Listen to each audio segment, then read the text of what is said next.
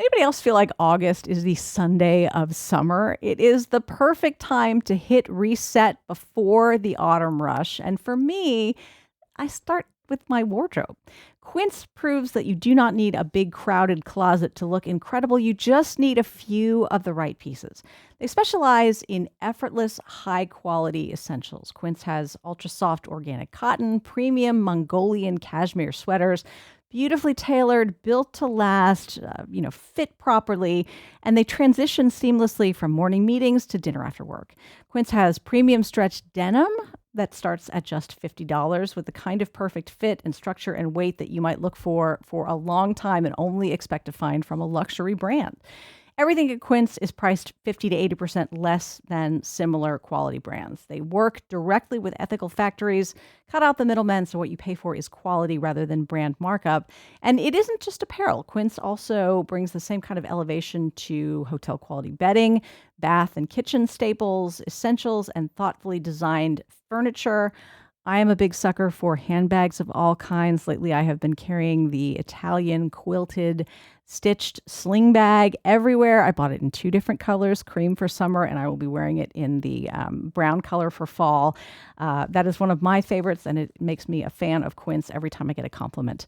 Upgrade your everyday. Download the Quince app for app-exclusive offers or go to quince.com/KERA. Get free shipping on your order and 365-day returns. Now available in Canada and the UK as well. That is QUINCE.com/KERA.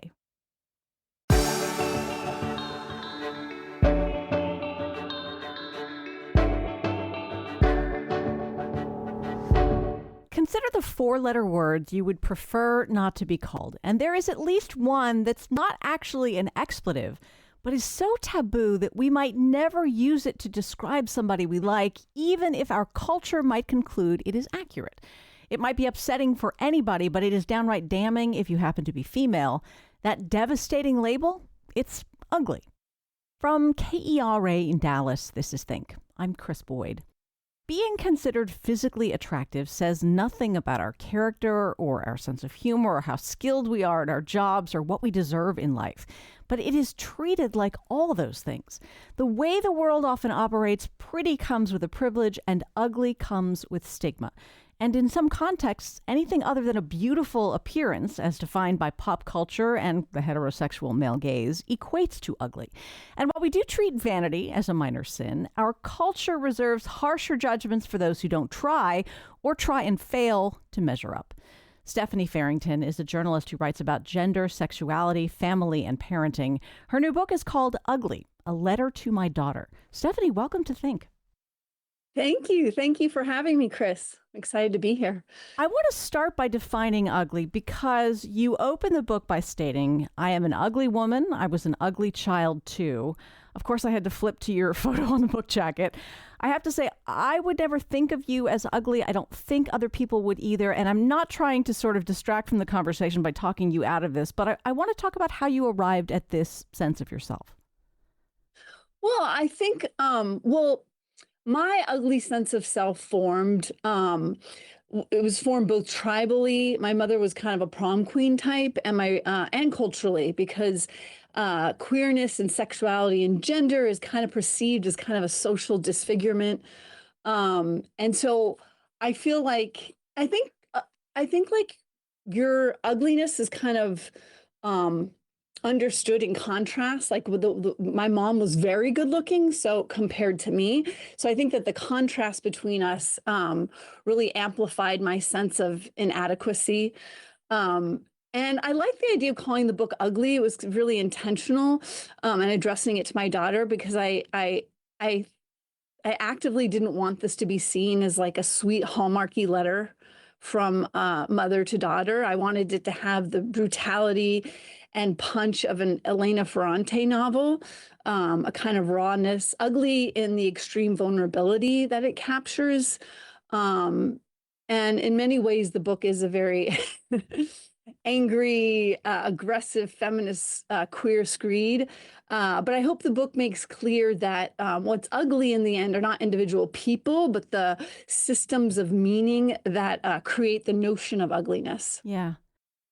I mean, I have come to terms with my own appearance by defining myself as plain. And I wonder if you think these are the same as you see it, or are you looking to kind of take back the word ugly to take the sting out of it? Well, I think like the way I define ugly, you asked that earlier, is like, I think it's just a deviation from norms or what's expected.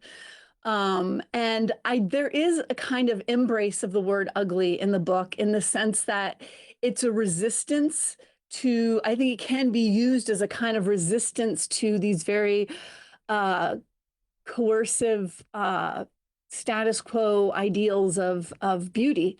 So by just embracing your misalignments with the status quo, that can be a very empowering thing. You mentioned growing up with a particularly beautiful mother, or people that, she was perceived by people to be very beautiful. Was she fine with you the way you were, or did you spend your childhood and adolescence being told like, oh, Stephanie, put on some lip gloss, or whatever the case may be? Yeah, that's a little complicated because my mom always told me I was beautiful. But of course, beautiful is not pretty. Pretty can only mean an aesthetic, evaluation of a person. Pretty is like a saying, it's just looking at the surface. Whereas beautiful can mean, you're internally beautiful. It's a much more expansive kind of word. I don't know that she ever used the word pretty. But she definitely, it was more of a gender thing. Like she didn't quite understand why I didn't want to wear lip gloss or makeup or do my hair a certain way or have a certain posture and wear certain clothes because she didn't know that I was queer until much, much later. I didn't come out till I was 27. So it took a while to communicate that to her. But she's been very supportive of me. And now, now she's just much more like open to the way that I self-articulate and kind of gets who I am now in a better way since coming out and just aging, Yeah. How did you realize that other people compared you with your family, your mother and your brother, and saw you as somehow less than? Well, I don't know. It was just like the cruel, I meant, double takes that I'd get when I was introduced as her daughter. And there's a scene in my book in 1986, playing with some friends on Cord Avenue, and where I lived, and I was 10. And a woman comes up in a minivan and rolls down the window, and says to a neighborhood friend, "Who's that?" And the friend said, "Oh, that's Chrisai's daughter." And she said, "That's Chrisai's daughter?" Like real scrunched up face. So I kind of had a hazy half thought before, like a hazy sense that yes, I'm not as attractive as my mom and brother, but that kind of really brought it home in a amplified way. And I also was told it several times. I mean, maybe a lot of people are. It's still kind of the worst thing you can say to someone, to a woman especially. And yeah, it was just a sense I had, I looked more like my father's side of the family and they weren't as conventionally attractive as the Greek side. Since you addressed this book to your daughter, first of all, how old is she now? She's going to be 11 next month. Okay. Yeah. Describe to us what she looks like. Ordinarily, I would not ask a question like this, but it is germane here. For sure. She has dark eyes and dark hair and olive skin. And she's just like my partner, Sabrina, is an attractive woman and they look alike. They're just like conventionally pretty. And she's always been told she's pretty, oh, you're so cute. Oh, I love your style. People always kind of compliment her. And I think it kind of creates this vicious feedback loop where it's like you get compliments, so you want more compliments. So you start playing to the gaze even more and more and more. So in some ways, I feel like she's a little more wrapped up in it versus someone like me that kind of was never the kid people said, oh, that's such a beautiful child, I think I'm a little liberated from some of that in a way. And I feel like she feels the pressure of it. And I've definitely seen it, even though she's only, almost 11. I can relate to that liberation. I guess I descend from a long line of plain people or ugly people, what have you. which ultimately is helpful because I have to tell you, Stephanie, in midlife, um, I don't feel like I am mourning the end of a lot of fawning attention to my youthful beauty because early on I learned if I wanted approval from people, I needed to look elsewhere. I completely relate. I relate to that so well. I kind of feel like in New York City, I talk about this in the book, but in New York City, when I moved here and like I was in my 20s and 30s, and New York City can kind of feel like a runway Mm. where everyone's kind of walking the catwalk, and you kind of feel like the eyes of the world are on you just by virtue of being young. And I feel like now that I'm older, it's a less pressured existence. I kind of feel like I'm a ghost floating through rooms unseen. I'm a little, yeah, I'm just less visible. I think older women, the older you get, the less visible. You're not the focus anymore. And I do find that very liberating. And yeah, I find that empowering too. Yeah, yeah, I agree with you. I do not doubt at all your characterization of your daughter's pleasing appearance to others. I do have to ask though, like, are you confident in your assessment that it's objective? Because I don't know too many parents who don't think their children are just gorgeous. Yeah, I mean, that's a great point. That's a really great point. My mom's father had this joke where a kid gets lost in a crowd and he runs up to an officer and says, "Officer, I can't find my child." And they said, "Well, what does he look like?" "He's the best looking one." Right. Because you do, it's true. That's possible, but I think it's not just that my daughter is aesthetically pleasing, but it's like she's more, and maybe it's a result of wanting to define herself in opposition to her, queer mothers, but she's very feminine, and she's boy crazy already. So there's a lot of that going on too, that kind of like she registers as normal, which is a registration of pretty in a way. Whereas if you're like a queer kid like I was, I felt sort of malformed and awkward and just unappealing, and there's a lot of shame and stuff involved in my development. It does seem like an interesting challenge for two moms raising a daughter. I mean, of course, growing up in a heteronormative culture, you have been well and truly exposed to, patriarchal standards of beauty and that sort of thing. But when you have this daughter who, at least for now, is embracing a pretty traditional version of femininity, do you and your spouse look at each other and say, oh, this is a whole thing we have to figure our way through? Um, I don't know. I mean, I feel like my daughter, because of us, because of our queer friends, because of queer culture, I mean, she's kind of marked as a queer subject just by virtue of being our kid in a way. And we go to gay pride. She has a tradition of going with one of her best friends every year, and they see all kinds of different people.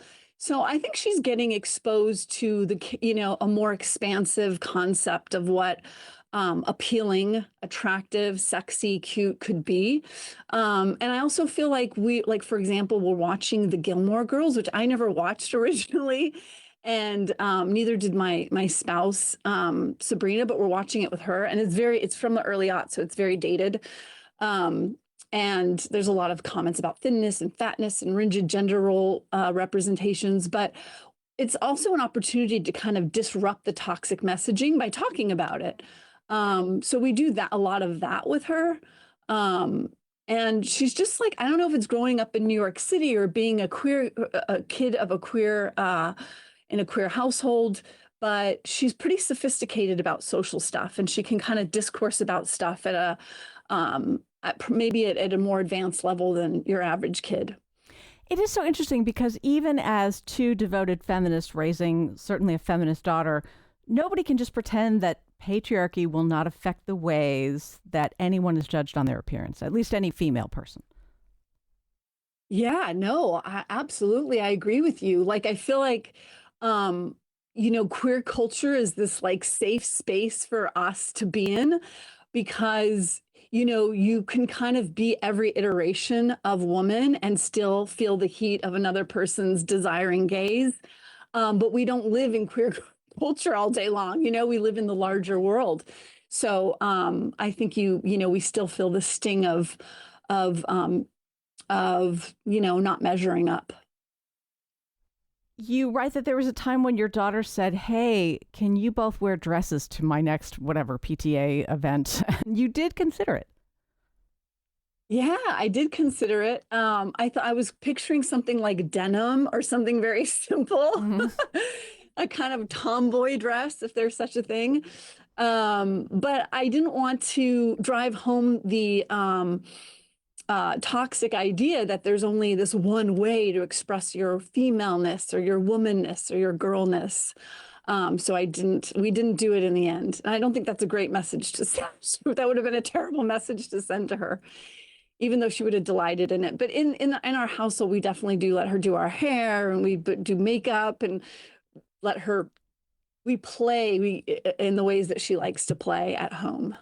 Talk a little bit about why you think any person's relative level of beauty or ugliness matters in this world. What do you get if you are seen as beautiful? What do you miss out on if you are seen as ugly? Well, I think it can be good and bad. Both situations can be a benefit and an advantage and a disadvantage. But I cite this really interesting philosopher named Thomas Spiegel, who wrote a paper on looksism that I cite in the book. And he talks about people who register as ugly get harsher sentences in the legal system. They're even treated, children that are considered less attractive are treated more harshly by teachers. They get poorer reviews, performance reviews at work. They have fewer romantic prospects, maybe even fewer job prospects. So I think it can be a real disadvantage if you're seen as a person that's really unattractive. And I think there are a lot of advantages to being viewed as attractive, right? Like, you have the opposite of that. You probably have more advantage, but I also think that people can maybe ascribe to you, people might be jealous of you. People might be competitive with you. People might feel threatened by you, you know? Um, People may not like you. So it could limit you in some ways too. So I think it kind of can be a mixed bag in both situations. Um, yeah. People of all genders might see themselves as choosing to modify their appearance to look beautiful or to avoid looking ugly because it is something that they want. You write, what looks like agency is often submission. Talk about Mhm. that. Yeah, it's so interesting. So I did a reading with Monique Jenkinson, who is a cisgender drag queen in the downtown art scene in San Francisco. We did a reading at a bookstore, and she was felt very affronted by that concept. And I think her point of view was that it's creative. It makes me feel empowered. It's a form of creativity. It's a form of expression. And so she didn't like that concept. She didn't buy that. She didn't think that was true. But I think that you can't untangle the two. I think it's submission and creative expression. I think it's both. I think, um, so I mean, that's just how I think. I don't know.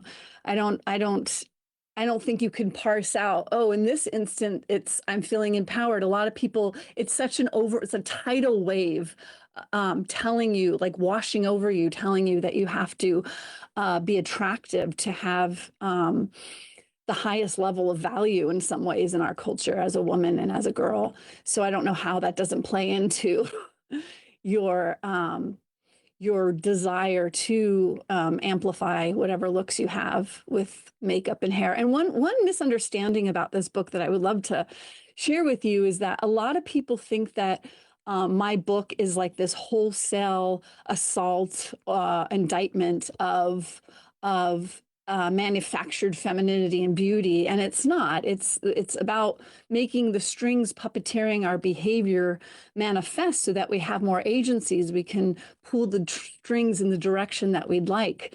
you can kind of have fun with the status quo, like Fonique does. Play with it, resist it, reject it, make fun of it, you have a little bit more power, and it creates space between you and these toxic ideas of our culture. So the idea was not to say, oh, you should never wear makeup or lipstick. I mean, my daughter's definitely going to be doing that. I think, she's kind of high femme in that way. So yeah, Yeah, I was really that's it. drawn to the complexity in this book because there are no easy answers, right? Like on the one hand, No. that with the plastic surgery thing, we can look at that and say, isn't this a shame that people, women in particular, feel that they need to change their appearance in such radical ways? And yet, some people have pointed out this can be like a pretty rational economic calculation for some people. Yeah, you mean it gives you more advantages? It gives you That is what we are told and what appears to be the case in this world. choose. Yeah, no, I mean, listen, there are good reasons to be cultivate a very a professional, attractive look in the workforce for sure. Um, yeah, I mean, I can't argue with that. I think the idea is that to just have some distance from that, I don't know, paradigm, like just to kind of create some space so that you don't take it too seriously. You can kind of have more agency to play with everything in a fun, creative way, and not think it's the whole of who you are. It's just one aspect of who you are, and um, yeah, like it to have like a multi-dimensional sense of self that's not so weighted in one direction on being pretty. I think is the point for me.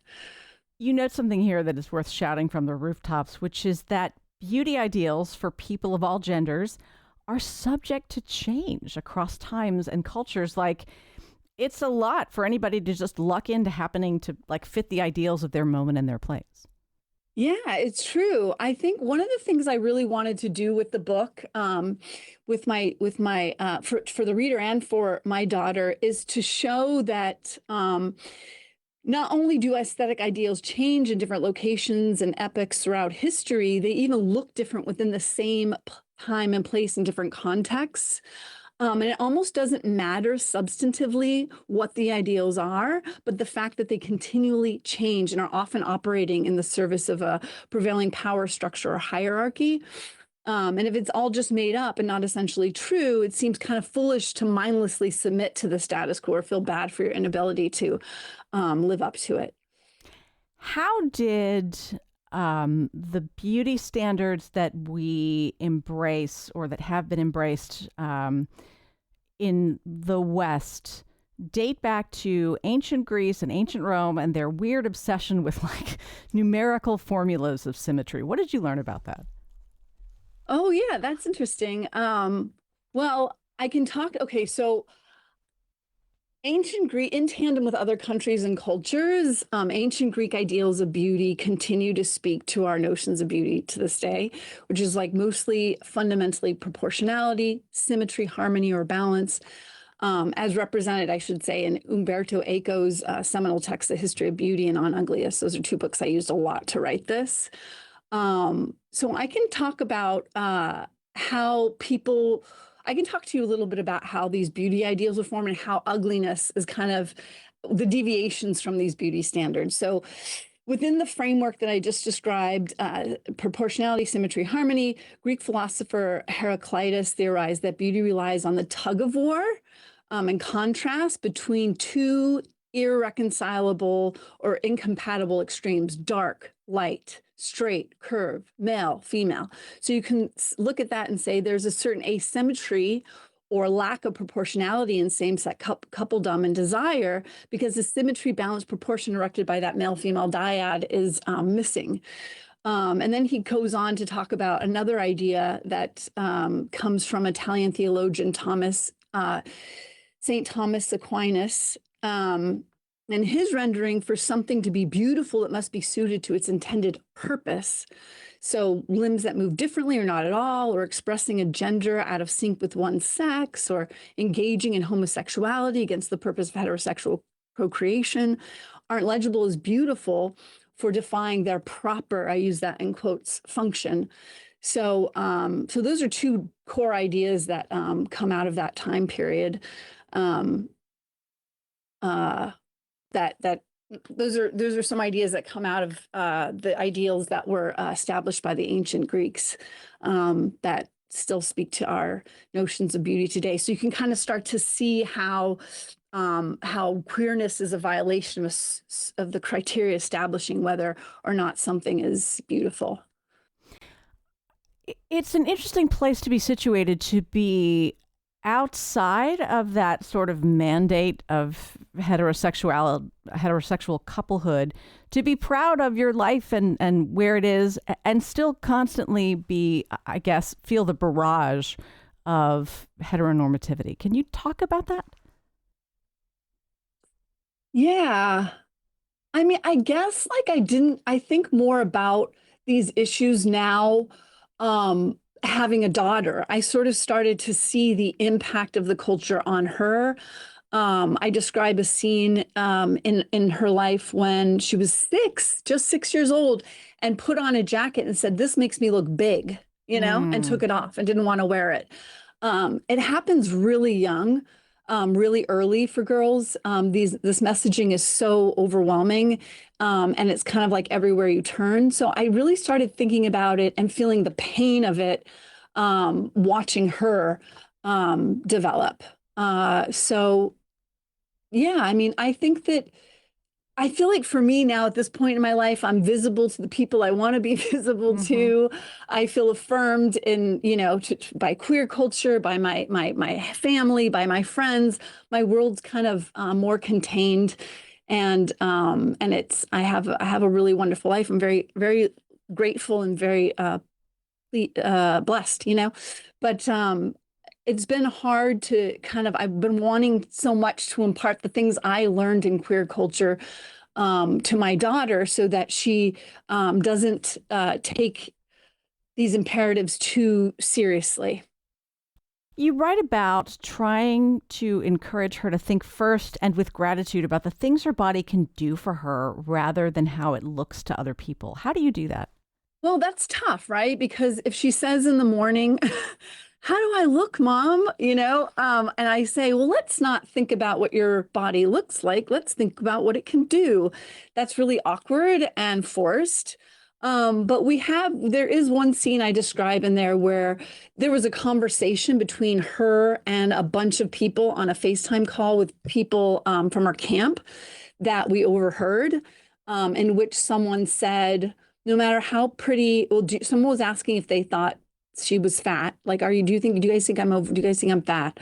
Um, and then she said, no matter you know, how many times people tell me I'm attractive, I still don't feel attractive. And it was a very tender conversation between young girls. And when she got off the phone, we that night we talked to her about it because we thought we should kind of see how she feels or what she thought. And yeah, she definitely has those, she feels all those things. Like, she has to be thin, she has to be pretty, she has to be feminine. And you asked about how do we do that? How do we disrupt? How do we focus on her body, right? Yeah, exactly. And what her body can do rather than what it looks like. So what we do is we got her into sports. She started playing parkour at a gym in Brooklyn, and she got really good at it, and she could climb anything. So it was like this idea that look at how powerful your body is. Look what it can do. Um, but there's a study that was done in 2003 by the University of Essex, that Renee Engeln talks about in a really amazing book called Beauty Sick, in which she says that the authors of that study found that men tend to see themselves as a cohesive whole and are more focused on what their bodies can do rather than what it looks like, whereas women tend to see their bodies as a series of dissatisfying parts. And so her philosophy or her point of view is that we really should withhold the aesthetic compliment and really just kind of, because if you're telling a girl you look pretty, it's like you're telling her that's what her function is. That's what you're meant to be. That's what you're supposed to do. So we just tried to get her involved in like sports, physical activities, dance, and kind of lean in more toward things that offset the focus on her looks. It's also so tricky because, to the extent that the broader world views your daughter as attractive, I mean, what parent doesn't want that? Every possible advantage, I should say, for their child. Yeah, I mean, because of my own self-loathing that I had growing up, and yeah, my own history, I would be lying if I didn't say that I delight in the ways that she fulfills societal expectations because of the things I know she'll be able to sidestep or not endure. And that feels a little creepy to say, or a little not creepy, but like, yeah, maybe. It's unfortunate, but yeah, I definitely feel that way. And as I talk about in the book, very honestly, is that it sort of feels like she's, I don't know, for one thing, people are so worried about queer people turning their kids queer, and she's not queer. So there's that. You It's failed. like, no, look at these. We failed. We did not succeed at turning her into a lesbian, guys. But also, it's kind of like maybe it's in some ways speaks to my own sense of my failed femininity. It's like, well, maybe I failed, but look at this beautiful, brilliant daughter that I am raising. So that's just true. That definitely I felt that way. Like, oh, wow, you know. Your daughter, in all your descriptions, sounds like already just such a deep thinker and such an interesting person. Given her interest, though, in kind of typical beauty standards, do you wonder, knowing your values and your spouse's values, if there will come a time when she just doesn't talk to you about her interest in being attractive? You know what I've realized as a parent is like you can be your kid's guide. You can try and impart your wisdom to them. But they have to walk through the fire themselves. They have to come to their own conclusions. I kind of see myself, or as parenting, as kind of coaching from the sidelines, being like, rah, rah, you can do it. You got this. But at the same time, I have to be careful not to impose my view, my experience on her, which I think I do sometimes. But yeah, I think she's definitely I'm sure she already has secrets and secret thoughts she doesn't share with us. And that's okay. It's her life. Hopefully we have a friend named Sophie who says that, these seeds that you plant now, you may not see they won't bloom right now. But they may bloom later. Later on, it's all in her head. It's all part of her. So hopefully some of that awareness we've tried to impart will offset some of those more toxic ideas. Stephanie, you say that it is challenging to address the disadvantages less attractive people may face, given the widespread belief that beauty and ugliness are entirely subjective. What does the research tell us about the possibility that certain features or ways of presenting might indeed be universally considered desirable or undesirable visually? Yeah, well, I cite, I think, one study or two studies that showed that people like looked at faces from all across culturally all over the world, and certain things like a simplicity in their face, like a certain like those ideals that come from ancient Greece, like symmetry, proportion, balance. Those ideas are kind of universally seen as attractive. And I don't know, but I think that everything is kind of filtered through the cultures that we live in. And so depending on what environment you live in, what values that culture has, or what ideals they have, people are going to feel, supported in their looks or not supported, or not valued in the same way. Because of the availability of modern cosmetics and cosmetic procedures, if you look at images of women today in politics or entertainment, it appears everybody seems to be striving for something like an identical appearance, right? Smooth skin, long curled hair, full lips, large breasts, slim waists. Everybody starts to look uncannily the same. And you describe that as unpleasant and even chilling. Yeah, I think sameness is. I think I feel that sometimes when I leave New York City, where there are so many different kinds of people, when you go to a very homogenous neighborhood, like in Montana, where I was last summer. It is chilling to see sameness. There's this really wonderful, I think she's a sociologist, but she's also a columnist at the New York Times. Her name is Tressie McMillan Mm. Cottom. And her and Jessica Gross talked about, they did a panel on what on beauty ideals today, and they talked about Mar-a-Lago face. Right, right. I think that Tressie might have coined that phrase, but this idea that I think in Trump's America, because he has such a rigid notion of gender, and you're kind of seeing that trickle out into the mainstream, like with women trying to have this sort of Barbie doll aesthetic, and then these guys like clavicular, Hmm. the looks maxers trying to amplify their masculinity. I feel like we're kind of seeing like this retro creepy thing happening in our culture where we're kind of moving into this really hyper gendered expression of beauty. I mean, clearly not everybody falls for this, but it is expected that women in our culture will do whatever is necessary to approach the standard of beauty. And yet, like, the pursuit of beauty is perceived as vain and frivolous and a sign that someone lacks serious intellect. We can't win. Yeah, no, seriously, it's very true. I don't think it's frivolous. I mean, like Fonique said, or Monique Jenkinson said, it's a way to be creative, and express yourself. It's a way to, yes, to capitalize on whatever advantages as we talked about, you can get from it. Um, but yeah, it's true that you either you're vain, yeah, you can't win with a woman, you know.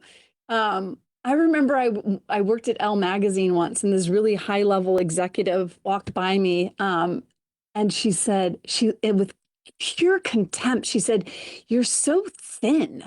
Like it was like it's just ironic because Elle magazine is a magazine that's kind of like marketing a certain aesthetic, pretty, these women that are very thin. So, but she seemed contemptuous of it. So it's like true. And then if I was overweight, then she was, or not overweight, I should say, a woman of size, to use Roxane Gay's term that I love. Then she would have had that critique to make of me. It's sort of true. You can't win. It's like almost fruitless to try to. You are attracted to women, interested in relationships with women in a relationship with a woman. Is there any part of you that has ever longed to be considered attractive to men? Have you wanted to draw the male gaze and male approval? I don't know how I could not. You know what I mean? I think that like yeah, I definitely think that that's true. I think I've definitely played to the male gaze or wanted to, I've definitely had situations where I've kind of made myself smaller and more feminine because I'm a lesbian and I'm sort of gender misaligned too. So like to be like, no, like I see myself sometimes shrinking a little bit with men and making myself smaller, or making myself like speaking in a more delicate way to kind of enhance my feminine side. Definitely, I kind of feel like we talk a lot about like sexism, misogyny, homophobia, racism, and I kind of feel like you can't be raised in this culture and not be those things. Like we're a manifestation of the culture we lived in. Those are the ingredients that we're baked with. So I don't know if you can really transcend that.